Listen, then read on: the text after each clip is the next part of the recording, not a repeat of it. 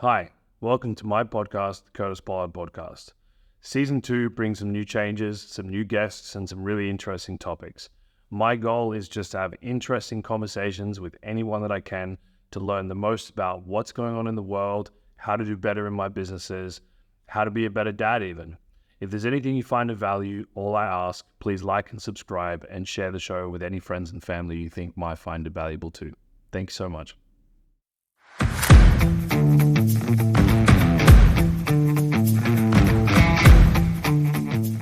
Eriko, welcome to the Curtis Pollard Podcast, and thank you so much for coming. It's great to have you here. Thank you for having me today. You're absolutely welcome, yeah. We were just having a short conversation about the podcast and why we've kind of restarted it as we have. And, you know, it's a unique opportunity to meet with you. You're living in Japan. So to have you here in Helsinki is really cool. And we're actually going to be doing a sake tasting together. But, you know, I know a little bit about you, but maybe you could introduce yourself and let the listeners know who you are. Sure. So my name is Eriko Jitsukata. I live in Japan, but I have a company with my business partner in Berlin, Germany. And the company is about importing, distributing, and reselling sake, the rice wine from Japan.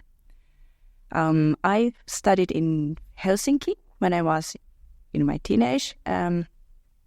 So I have a special connection to Finland, and my husband is German. So I live in Japan, but we are basically traveling between Berlin, other parts of Germany, Switzerland, Helsinki. So that is our lifestyle right now. All right, quite the jet setters. Yeah. Yeah, and you just flew in from Zurich. Yes. Yeah. Do you know I actually lived in Zurich for a year? Yeah, I lived there on student exchange when I was younger. I love Zurich, and actually I have family in a small mountain village called Appenzell. Nice. Do you know that area? Yeah, it's a famous place, for example. Yeah, 100%. Yeah. There's a famous alcohol also. But yeah, so I also have that connection with Switzerland. But so how did you meet your husband? Let's start there.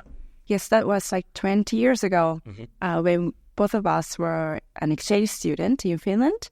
I was up north in a small town near Oulu, and my husband was in Kerava, it's closer to Helsinki. Okay, yeah. Apart. But then we had the ski trip together in Lapland, and that was how we met him. He taught me how to snowboard, and that, you know, how somebody looks on the mountains. Yeah, being German. Where in Germany is he from? He's from close to Stuttgart. Okay. So southern Germany. So South Germany, yeah. Oh, very interesting. And now you've started a company in Berlin. And why did you kind of settle on opening a company in Berlin? For the most, I believe Berlin is the most attractive market for the beverage sake, because there the gastronomy scene is very dynamic and very open. And Germany definitely is one of the bigger markets for alcohol beverages in Europe, while Berlin is the most important city in Germany and the most, let's say, powerful. It has influence to restaurants all over Germany. Right. So, and I like the city. Right. So there's lots of kind of entrepreneurs and restaurateurs that are getting inspiration from Berlin and taking them to other parts of Germany. Right. So you being in Germany allows you to kind of influence not just Berlin, but on a wider spread. That's true. Base. It is important for our business, especially because sake is still relatively unknown, and it is necessary for us to make noise and let people know about what sake is about and how you're supposed to drink it. So, we thought Berlin has that power of spreading. And your business partner, she's from Berlin? Actually, she is from San Francisco. Okay. She's American. Okay. Yes. But she also knows very, very well about sake, and she fell in love already back in San Francisco. Fell in love with sake.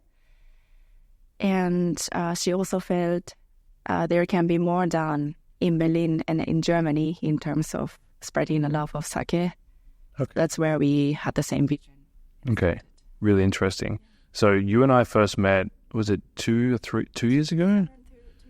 2 years ago. I had a surprise sake tasting from Axel Hedelevi. He just called me and said, hey, come to this bar. I said, okay. And it turned out to be an awesome sake tasting with you. And it was kind of the first more in-depth experience that I had with sake. Of course, if you eat sushi and you have an understanding of Japanese culture, and of course I have ramen restaurants, so I know what sake is and umeshu and what the differences are, and like I know the basics, right? But for me, it was really kind of enlightening to hear what you had to talk about it. And since then, I've had multiple experiences with sake, and and I've had multiple conversations, and I've actually been able to engage in those conversations because I know more about it. So most recently, I was at a newly Michelin star awarded restaurant in London called The Humble Chicken. Amazing chef there, Angela Sato, and I was being presented. I took the sake tasting menu, of course, and it was a really cool experience, and it was paired really nicely, and I got to try also some like slightly older or aged sakes, which was a very different experience, and it was awesome.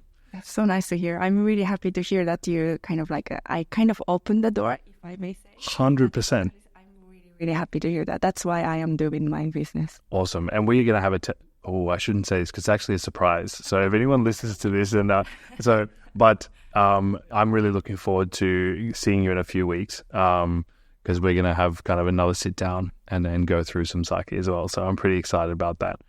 But how did you kind of find passion or find sake? How did that happen?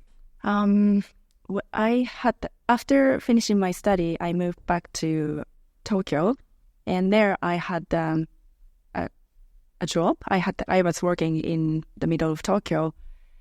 And have you heard of the word communication in Japanese? No. It is like drinking and communicating. So the Japanese people tend not to communicate very openly at work, but then once you have a drink, you start.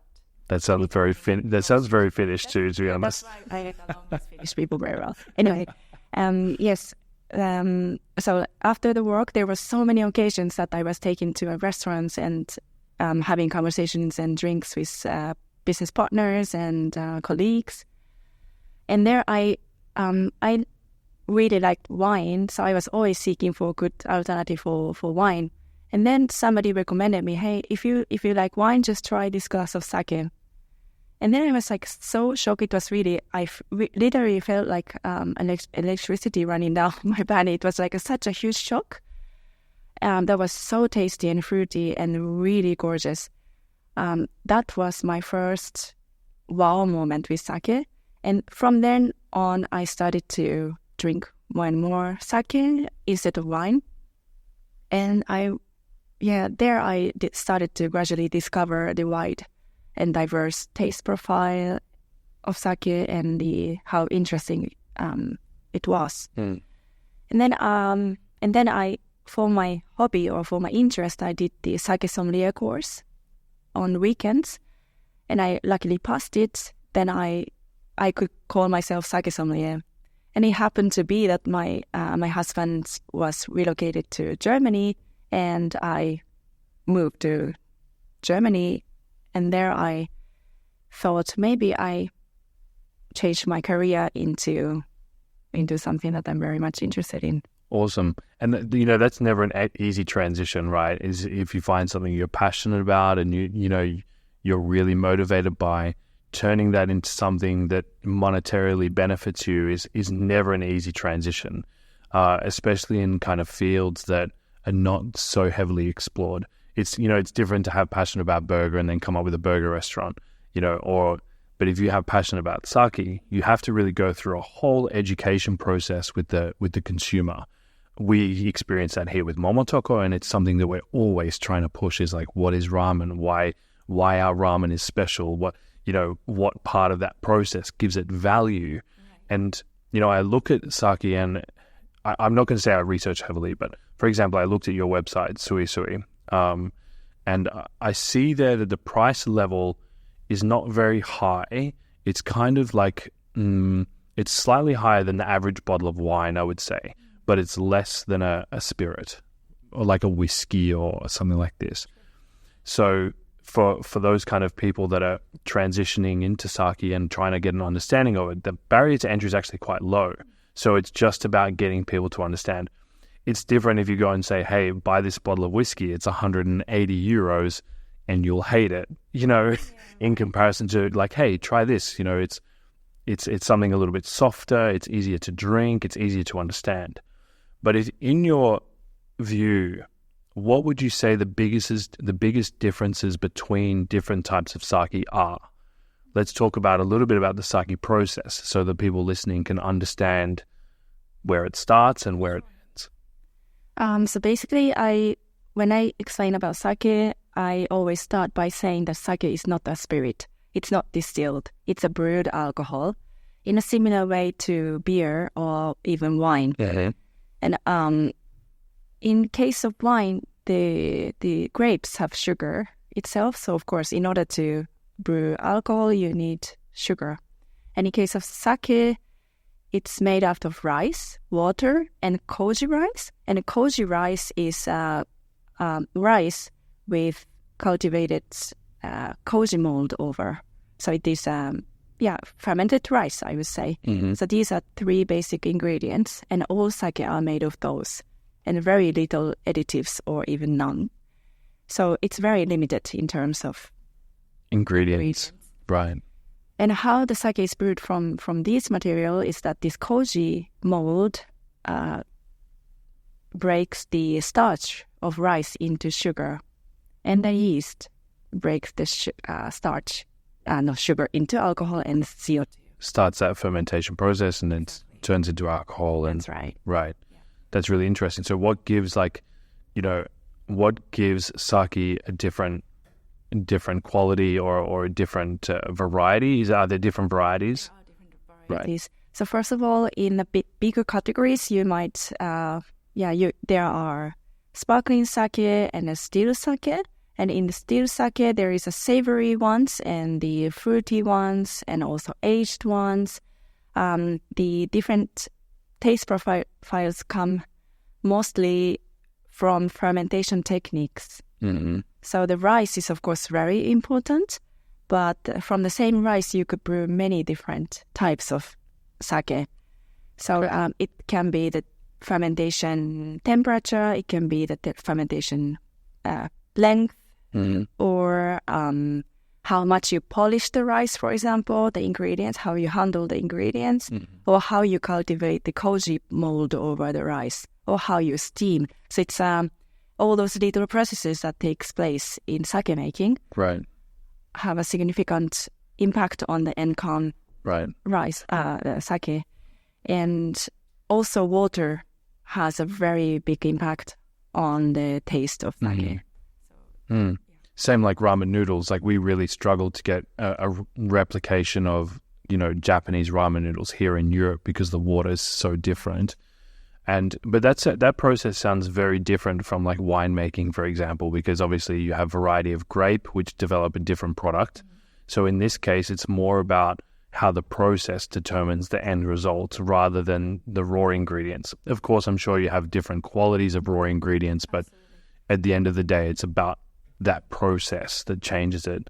And then the difference between like a savory or a savory and a sweet sake, what are they? Or a fruity sake, what are they?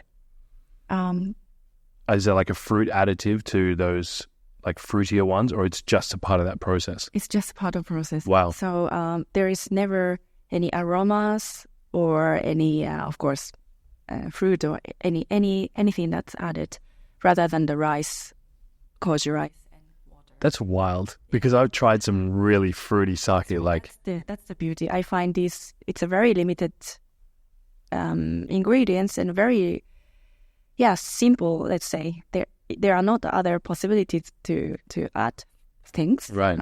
But then you can have this like a very fruity sake that typically they are brewed in lower temperature with high polished rice, and the yeast might have an impact on the nose. That's fascinating, because I swear I've drank some sake and gone like, oh, there's like a lot of, peach, or there's some, that kind of like undertone. And if you're trying to evaluate sake from that perspective, you would never guess that there are 3 ingredients.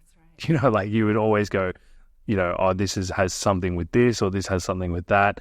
But to discover that sake is literally 3 ingredients, and then it's just down to process that changes the flavor so dramatically. Exactly. That's fascinating. That's why we also, the company, my business partner and me, we think it's very important who to work with. Mm-hmm. The brewers, they have a significant impact on the product, of course. So it's not about what rice they have exactly, but it's more what kind of philosophy they have for brewing, and what kind of values they go for when brewing sake, because that's really apparent in end product. Right, because I've had one of the conversations I've had in the past few months has been about aged sake, and also about that there's not many, you can correct me if I'm wrong here, but there's not many people that do a very, very traditional style of brewing anymore. That's right. That's kind of like really, come down in the amount. So I guess that gives the product value. Am I being... No, that's right. Yeah, okay. Absolutely. So in that case, like, why do we not age sake the same way that we age wine? What changes in the product? Right. The aging of the sake is still not as common, and it is not, let's say, the established tradition like in a similar way to wine. So the brewers brew their products to be drunk fresh, and there are only a few breweries who are doing for the aging purpose.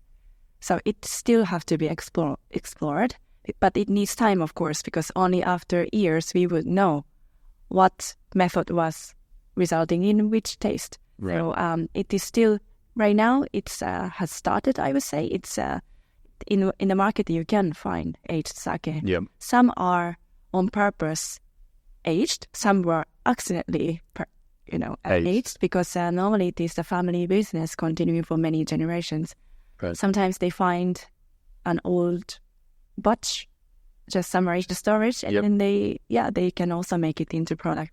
But yes, so basically it's started, and I'm really excited in coming decades, let's say, how the different trials are.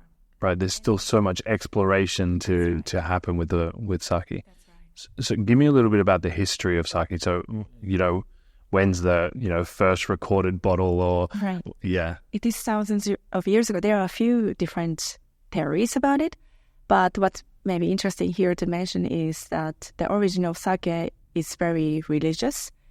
It is a Shintoism, the Japanese old traditional and still existing religion is Shintoism. And in Shintoism, there is a basically shrine, and in Shintoism, you believe in gods everywhere. So there are like so many millions of gods everywhere. So it's not one single god. Okay. And it was believed back then that these gods were helping the people make this sake. So in the shrine, there were young girls who was chewing on steamed rice and putting back to the pot. And there, with the enzyme from your saliva, it started to ferment. So that was the origin of sake. And that was empowered by God and given to God. Okay. That was the original concept. Interesting. Yes. That's really interesting. So in this process, the water is added after fermentation then? In this kuchikami sake, we call it? Yep. Chewing sake? Yeah. I believe there was no even... Oh, okay. So it was just a saliva, so they had to do many, many, many times. Okay. It was a ceremony, it was a ritual. Wow. And I don't know exactly how long they had to wait, but I believe after a few months. That's fascinating. Yeah. So, and since then, obviously like everything, it's kind of just developed from there. Right. So in the Shintoism, in the shrines, there were always this kind of like a sake traditions, and then from that the transition from this very primitive brewing sake to the current production method it's a big leap. But I believe there were smaller breweries who were brewing for shrines, because sake is also used to cleanse places or spirits, or it is more mystic liquid. Still to this day? Still to this day. Wow, that's fascinating. Right. So I believe there were breweries who were brewing for shrines. Okay. And then, and you mentioned that this is kind of passed down through generations. Is it really common that there's a brew house that is just, that's what they do in that family? They produce sake and that's there? Yes. Hundreds of years. Crazy. The same family passing down the knowledge and techniques to the younger generations. Still today, most of the sake breweries are family owned. Yep. And originated to the place they were. Amazing. That's fascinating. I was just in Scotland. I'm a bit of a whiskey fan. So I was in Scotland, I was doing whiskey tours, and I know you say it's not a spirit, but actually like the kind of like legacy process of creating a product is very similar. So, they have whiskeys that they're aging there that the current family members will never even taste. Like they'll either be passed away or they'll be retired, which is fascinating to me, and I also learned that many of those distilleries would start with gins because they were much faster to produce and so on. So, you put whiskey in a barrel and then you have to wait 8, 12, 15, 21 years to get remuneration for that effort.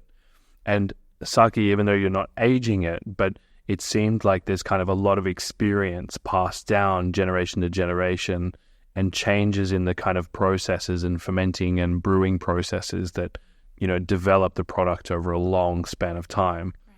I find that absolutely fascinating because for me, we look at businesses from this perspective as like, well, 5 to 10 years, what's the A plan? What's the B plan? It's very quick in, out, like change, switch. But these businesses have, there is no end plan. It's just whatever the generation's going to develop into. That's so true. That's amazing. That's the reason why I find this industry especially interesting now. That the younger generations, the brewers, their children study somewhere abroad, they come back to their brewery and start something new, and it's happening. Right. I find it very dynamic right now, and very interesting. So they're getting that influence from other parts of the world, right. Different products, different experiences, different coming back. Concepts, different techniques, yes. Amazing. And that's actually one question I was going to ask you because it's something I think about a lot. And the first podcast of this season was actually with my daughter. And the mindset of the upcoming generations fascinate me because if I look at it from a very crude perspective, they're my future customer one day, right? My daughter will eventually turn 18 and she'll be looking for a lunch spot. And I'm like, well, what are they going to be looking for? And I assume that the sake game would be experiencing similar changes. What do you think there's changes that are happening in the sake world that are not beneficial for the products? Like, is there something going on where new generations are more distracted, not willing to kind of wait so long for, results? Like, what's your view on that? Well, definitely the younger generations drink less alcohol. So that is like a hard fact. And yes, so that is probably the most impactful society change. Right? Yeah. And people are looking for more quality. I would say the younger generations are not going to consume a lot of alcohol, but when they do, they want something good. Right. So a lot of breweries are also shifting to the quality versus quantity. That was more important in the post-war era. So that was like a big shift happening. It has been happening. Right. During the war, Japan was heavily relying on the tax revenue from alcohol consumption. So the breweries were sort of like forced to produce a lot of alcohol in a short time a short period of time, Right. and in a very stable manner. So there they came this like a mass production techniques that was kind of booming, with a lot of added alcohol and pasteurization techniques, or to make this production a lot and stable. Right. And speed up as well. And Economically more viable. And that was the one big, let's say, tendency during the war. And the post-war, it was also in a similar way. And then from the 80s or 90s, they started to focus more on the taste, because people had more, let's say, people could afford better to enjoy a glass of sake, right. not in the manner that drinking it to get drunk. It was about drinking it to enjoy it. Exactly. Right. Yes. The lifestyle have been changing around that time, and there they started to produce more high quality sake. But I think the tendency is now continuing in this direction, that the better quality, more concentrated on taste. Yeah. So I think we're seeing that across the board, to be honest. I think quality over quantities, and it's an upgoing trend. I think from the restaurant perspective, which is kind of where I speak from, I think that there's space for fast casual, but the expectation on quality is only increasing. People want it now, but they want it awesome. And it's a very fine balance. But I can see that trend happening in other alcohols as well, including wines and spirits as well. And at least, for myself, I'm not a big drinker at all. I drink seldomly a glass of scotch, a month. So for me, when I take that drink, I want to experience something special. I want it to be a moment. I want it to be a part of my day that's abnormal, so I feel a bit more connected to it and a bit more connected to the history and the product. So it's very interesting that that's happening in the sake world too. And do you think that is going to kind of put mass producers in a position where they kind of need to, scale back a little bit and put them in an awkward position from that perspective? That's a very interesting question. I believe I do not foresee them putting back as much, because right now in the overseas markets outside Japan, the Japanese restaurants are rapidly increasing, and there they tend to source first more affordable, lower cost sake to start with. Right. So it's always the first step towards sake is often happening with this like a lower range, cheaper sake, and that market especially is growing because of the new openings of Japanese restaurants. Right. It's like organic growth. Exactly. Yeah. So yes. So I cannot say let's say in 10 years or 15, that I don't know. But in the recent years, I think it's even growing. Okay. So you think that there'll always be kind of this foundational level of product, and then there'll be, up from there, there'll be that focus on quality and consistency and these kind of things. Still coming years, because of the current situation that people don't know much about sake, I think it is still continuing in this way. Right. While hopefully, what we are trying to do to tell people that sake is very beautiful. It's you don't need to drink up like this, but more to enjoy the taste. And once this kind of messaging is communicated through, I believe there won't be much needs for the cheaper products. I hope so. Okay. Yeah. There'll be some form of percentage switch between those lower quality, more in the cheaper angle versus the... Exactly. Right. Of course, it's the business, so it's only to do with the the demands of the consumer. Of the consumer. Right. So we are trying to also make the sounds here as Sui Sui, that the sake is something you can really enjoy and you can learn with. It's like Right. What's the traditional way of drinking sake? Because I've had it many ways, I have to say. Yes. I've had it in different types of glasses. I've had it in like ceramic cups. I've had it in a glass with like a box underneath it, and they kind of like overfill the box, and then you have like two portions in one kind of thing. Exactly. So what's the traditional way? The traditional way is smaller cup. That is most traditional, I would say. Ceramic. Ceramic, yes, ceramic cups.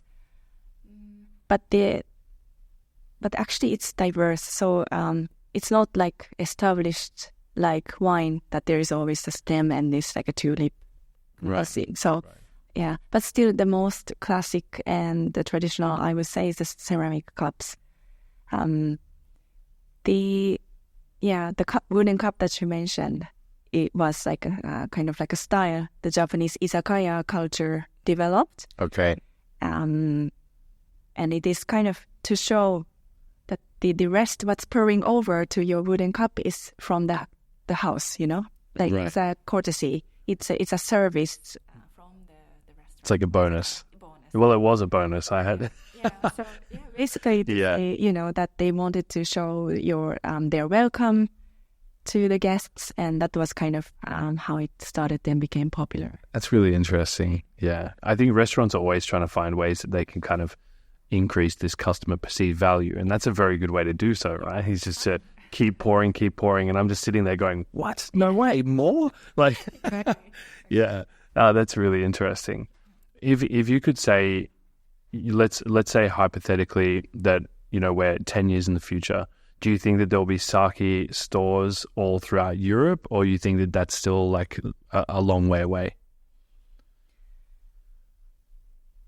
Like Sui Sui, for example. Right, the store like Sui Sui. I believe in 10 years there will definitely be more, but it will still be a niche product, I think. Okay, so we're still pretty far away from being like a well-known overall drinking experience. I wish I could say something else, but from my point of view, I think we are still on that.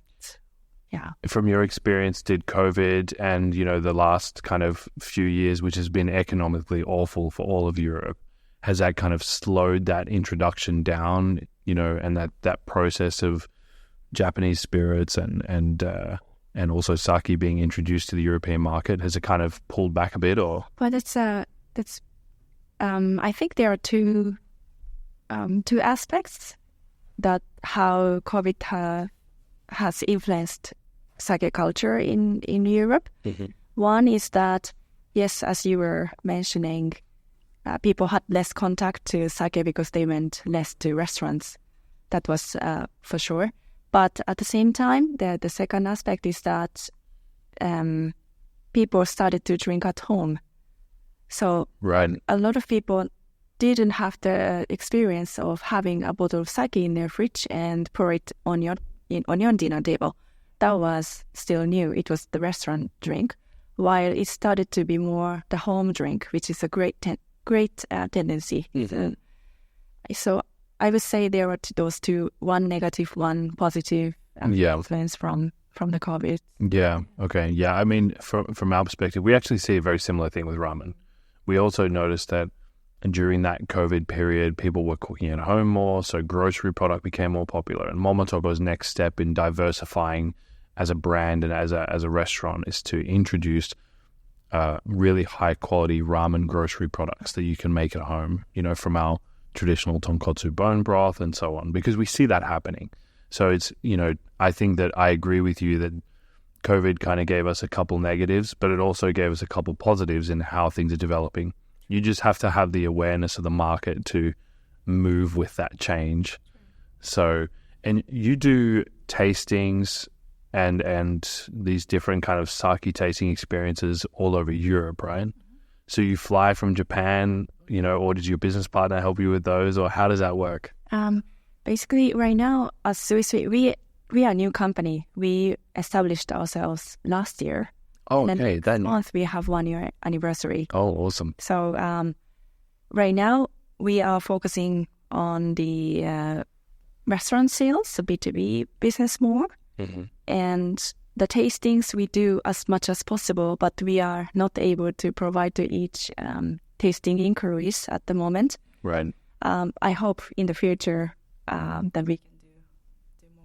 Yeah, but you're getting a lot of inquiries. We do. Yeah, that's a positive. That's a positive thing. Yes, right. And also from consumers, if they can do some private tasting at our place at Sui Sui, we have a retail store and a tasting room in Berlin.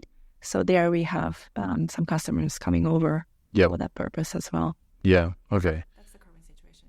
Yeah. So it just happened to be I managed to snag you while you're coming to Finland. I was really happy to hear from you. Yeah. I just saw it. I think you put in your with that Instagram notes or whatever it was, and I was like, oh man, I need to reach out and allow the team to try this. So yeah, I'm really really looking forward to it. And what's the meaning of Sui Sui? What is the? It's a Japanese word. Okay. It means tipsy water. Okay. It's written in two Chinese characters, kanji characters. One is tipsy and one is water. How cool is that? It happened to have the same pronunciation, Sui Sui. Well, I think it's a perfect name for a sake bar and a sake retail store. I want to get back to a little bit about the aging because this really fascinates me. The reason for that is that if it's a flavor profile that's becoming more dominant, mainly from the value perspective, because I think people, same with wine, right? People look at the date, or the year, and they're like, oh, must be expensive, or, so. Do you think that sake in the future will focus more on the aging process, whether it's in even barrel aged or what do you think? What's your view? I do believe that there will be more aged sake in the future that is more commonly enjoyed in the market. While I think the majority of the sake will continue to be something that to be drunk within, let's say, 1 year or two. Okay. So that's the traditional time span now. It's about a year or two. Right. And it's always drink cold? No, you can also warm it. It depends. Warm it up. Yes. I would say in a very roughly set, fruity ones should be drunk cold and typically in a wine glass to open all the flavors. Mm-hmm. And savory ones and umami-rich kind of sake, you're going to enjoy also warm.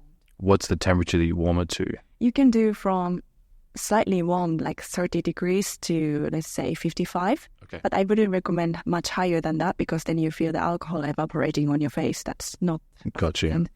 And also, you might warm the sake slightly warmer than how you want to enjoy, because when you pour it into your glass, it gets... Cools down. Right. How many sake sommeliers are there? Sake sommeliers.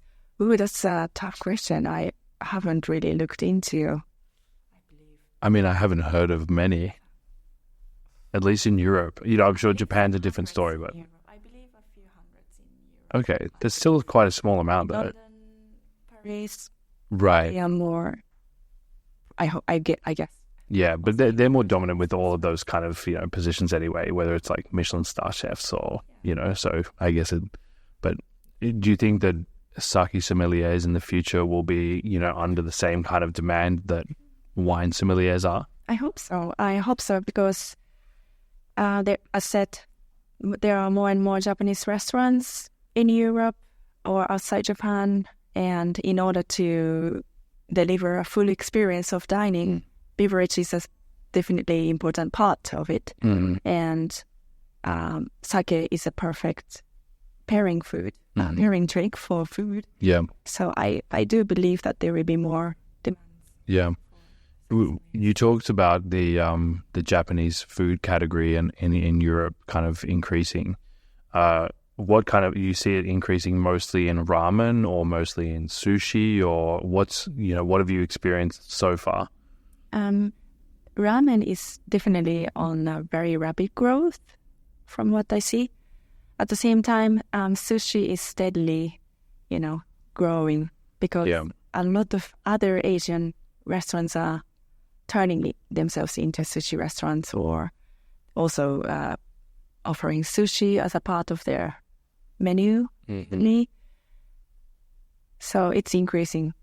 Sushi is definitely increasing in that sense. Yeah. New opens are often the ramen or yakitori. Yeah. I'm not sure if you know, I just opened a yakitori grill. Yeah, in in Estonia. So I think there's not too many of them, but it's definitely coming. I think takoyaki as well. Takoyaki, yakitori, soba noodle. Those ones are coming. I met with a gentleman in Germany actually, Mr. Saeki, who is the founder and CEO of Takumi Ramen in Düsseldorf. Yeah, have you met him? I have to introduce you.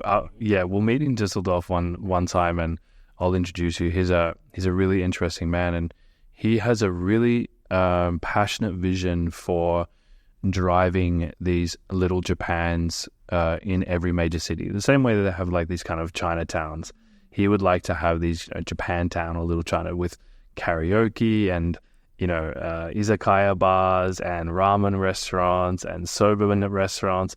And in Düsseldorf, he's created that, and he's worked, with Düsseldorf City to kind of do that. All the signs are in Japanese as well, and the street signs. It's really cool.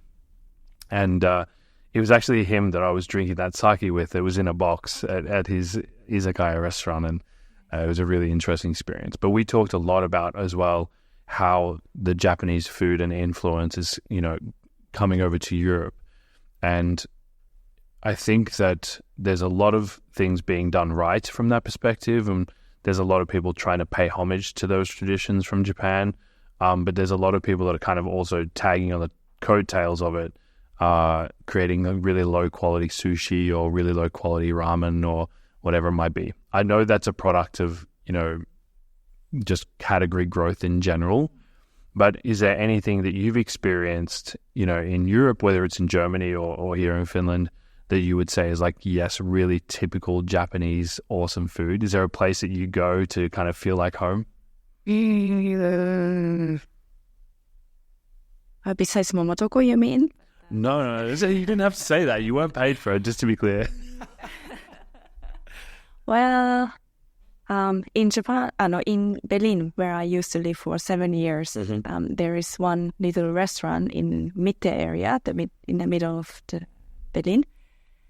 There are two Japanese guys who opened their restaurants, and one is making sushi, one is doing a warm food in the back. Yep. And there I felt very cozy. The name is Sun, S-A-N. Okay. That is Sun in Berlin. I'm gonna have to take note of that, and I'll have to go check it out. It's really nice there. It's authentic Japanese feeling. Yep. To the plates they use or the atmosphere. Yeah. And these two guys, they are the one who make it. All right, I have to go check it out for sure. I always trust the opinion of someone that's, especially like yourself, that's traveling city to city and also representing like a Japanese product like sake. I'm sure you're always kind of looking for, different brands to represent and inspire. And yeah, that's awesome. Eriko, we had a really interesting conversation, and I really look forward to extending this conversation in our tasting in a few weeks. And thank you so much for your time. If people want to find your website and order some sake, for example, where would they find that? That would be suisuisake.de. Okay, and people can order internationally as well? We are working on it right now. Okay. But if you have any chance to visit Berlin, you are most welcome to visit our store. Awesome. Thank you so much. I really appreciate your time. Thanks.